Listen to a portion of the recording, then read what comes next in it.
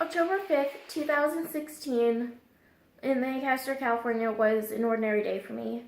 I had gotten up about 6:30 and I had gotten ready for school. By 7:15, I left for school that day. It was just my normal school routine.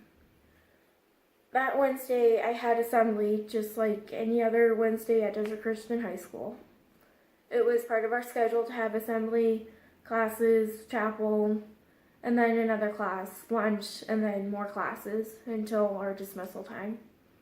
And then people stayed after school for sports. It was just our normal thing. That Wednesday, I had gone to classes and I had gone to chapel, the norm. And 10 minutes past noon, the entire student body was released for lunch. I went to a grassy area with my friends that day. It was our normal hangout spot. It was a grass area that was right by a fence.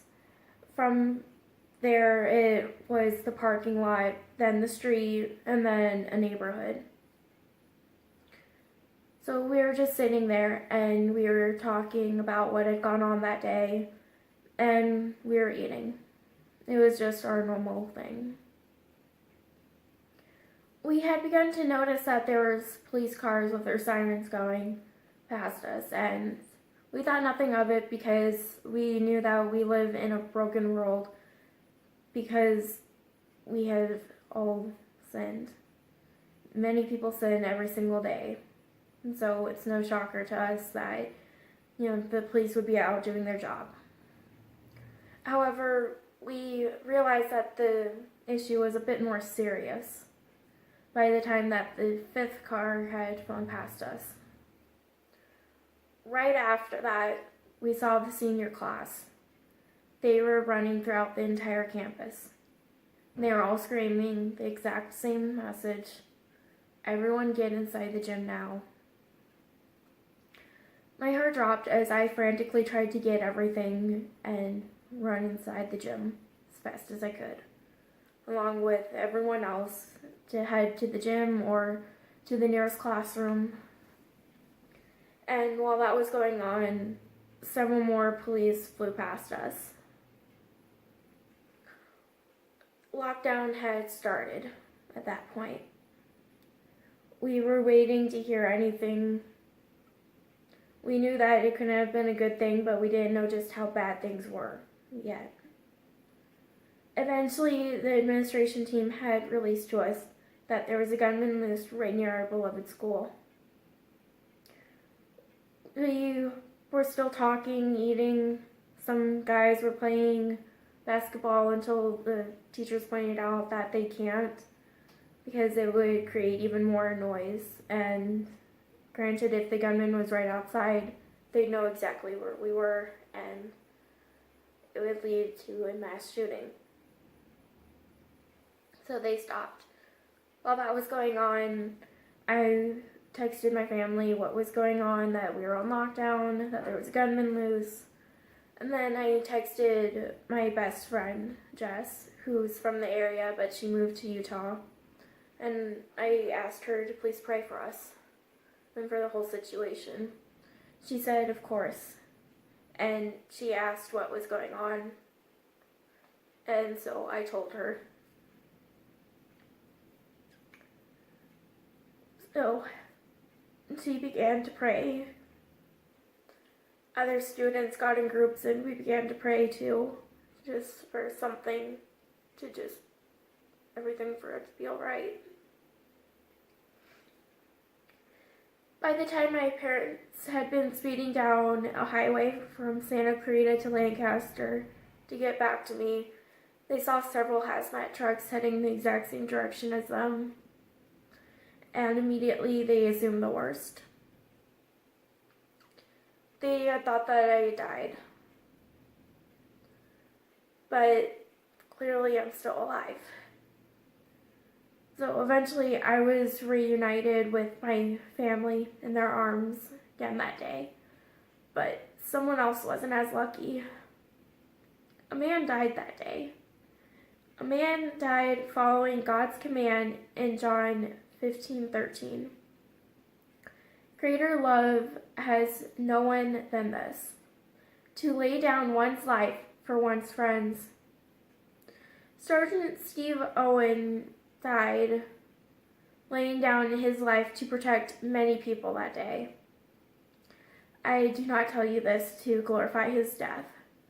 I am telling you this because Sergeant Steve Owen died in the Antelope Valley Hospital from an executioner shot, among several other shots in his body that were given to him by a man that had used a gun that he'd stolen. How much is a life worth? We all place worth on everything. Life has so much value because of what God had done and because of what Jesus had done. And we all have the same moral code written on our hearts. We all have, in a sense, Jiminy Crickets that are with us constantly saying, hey, no, you shouldn't do that. Yes, you should do that. However, because we do live in that broken world, we do need certain laws set up in order to keep from chaos breaking out from all the bad. Eventually, one of these things had happened, and that was the Gun Control Act of 1968. On an article called 8 Facts About Guns, it gives a breakdown of purchasing restrictions. It had broken it down that citizens and legal residents have to be at least 18 to purchase shotguns or rifles and then the ammunition for them. All other firearms, such as handguns, can only be sold to people that are 21 years old and older.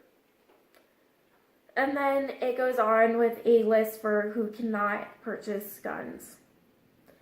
And while I was reading the list, it ultimately boiled down to this. Any people that are seen as a threat to society cannot purchase guns.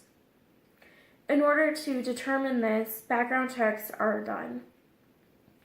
And it must be done, and there is the Brady Handgun Violence Prevention Act of 1993 that requires it. To give a breakdown, if you're purchasing a gun, it's up to the state that you live in to decide whether the background check is just merely done by the FBI's National Instant Criminal Background Check System, or in addition to that, there's also the state agency information. So you go through that, and it just determines if someone's fit to purchase a gun or not. However, because this system was created by humans, and we all have our flaws, it is still a broken system. We need better gun control. And it's proven in so many instances. For example, having better gun control would help prevent school shootings. CNN had reported this year that there have been 23 shootings in America by May 25th of this year alone. And to put that in perspective, up till that point in time, that was about a shooting every week. Then it would also, better gun control would also prevent mass shootings. It would prevent things like what had happened in Las Vegas. And Business Insider is a website, and they had done an article. And in that article that they had published, it says that by the 24th of June this year, America had reached 154 drive-by shootings for this year alone. And those numbers continue to rise until something is done. To put that into better perspective, I'm on a bowling team, and I have a teammate that has a brother. And just recently, his brother had gotten shot several times by a drive-by. Because we have a flawed system, because we live in a flawed world. Among other things, because of how broken our world is, there are people that are suicidal and try to commit suicide every single day. On a website called Everytown Research, it gives a few things to get an idea of just how serious this is. They had published in an article saying that nearly 22,000 Americans every year die from suicide using a gun. And to put that into a bigger perspective, out of every single way that someone can commit suicide, using a gun makes up about half of the way that people choose to go out. Because it's really fast, and once it's over, it's pretty much guaranteed you're dead. Owning a gun makes it really easy for people to do this. And it allows for there to be so many things that are taken from it. People break in and steal things all the time from people's houses. You hear about it, that's why we have all these security systems out. Now, let's compare America to other countries. PBS has a article out showing the ownership rates for gun owners and homicide rates. Let's begin with the ownership rates. The United States has more gun owners than any other country, such as Japan, which on a chart from a survey that was done, it showed that Japan is next to 0 per 100 people versus the US that has nearly 90 gun owners per 100 people. And you know how big our population can get. Many people own guns. And because of how many people own guns, we have homicide rates. Japan, again, it has 0 homicide rates, while America has 3.5 homicide rates per every 100,000 people. And just going through, it might not seem like that many, but again, how much is a life worth? There are so many people alive, and every second that we push off longer until we get stricter gun control is another life that's lost. There are issues against gun control, and I know what you're thinking. Guns don't kill people, people kill people. That's true. If you had a gun and you put it down on a table, it can't pull its own trigger. And it can't do anything by itself. It does require a person to do that. However, there are people in the world that don't have the same value that Christians have. They don't place any value on life at all. And because of that, people lie, they steal, and they kill people. And so people do steal and own guns. Again, that's in Sergeant Steve Owen's case. And I know what else you're probably thinking. It takes away freedom. But let me ask you this. Is a small price to pay, such as giving up just a tiny freedom, worth a life? It's a very deep question that you need to consider. Is giving up one tiny speck of it worth for the greater good of all of us?